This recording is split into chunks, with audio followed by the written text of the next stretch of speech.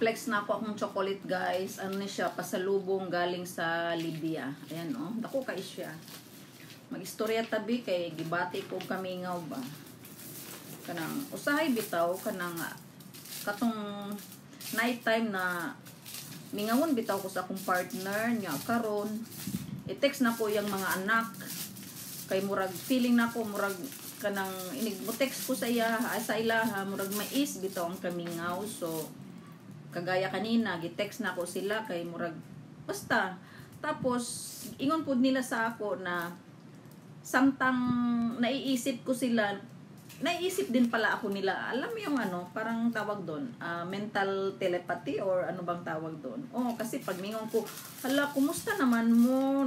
Kanang na-miss nagtamo, mingon mo na sila na, hala, liway, abini mo, gahapon lang ka na mo giistoryahan ba? Kay kanang ano, gimingaw mi sa imo, nauna na mo, nagunsa na ka si liway, karon unsa na kay yung kahimtang karon ngayon anak ba niya? Karon kanang ambot lang no kanang mo text bitaw sila sa ako or mo reply bitaw sila maghilak ko. Ambot nga no. Ambot lang ganina bitaw samtang nag-type ko nagtulo-tulo akong luha ba kay ingon sila sa ako. Pag makit-an daw ko nila kanang malaala daw nila ilang papa parang ganun ba no nakahilak naman ko kaon sa tag-chocolate do. Nga ako po kanang ako bitaw silang i-text mo nag-feeling bitaw na ako kanang wait ba to siya ba ano tapos ana sila sa ako ano daw kanang una-una daw nila na pag nakita ako nila so iniisip lang nila na buhay pa yung tatay nila kasama ako yung mga ganon tapos ako din naiisip ko din na buhay pa yung matanda, kasama nila yung, kasama lang niya yung anak niya. Yung mga ganun ba? Pareho kami nang iniisip ba?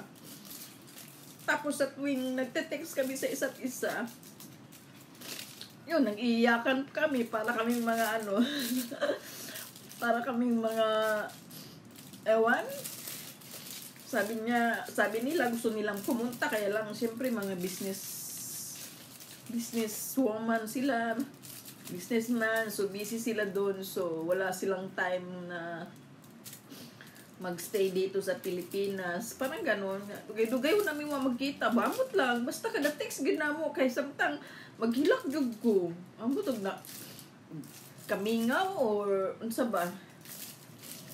Nga unday ta guys. Pasensya na.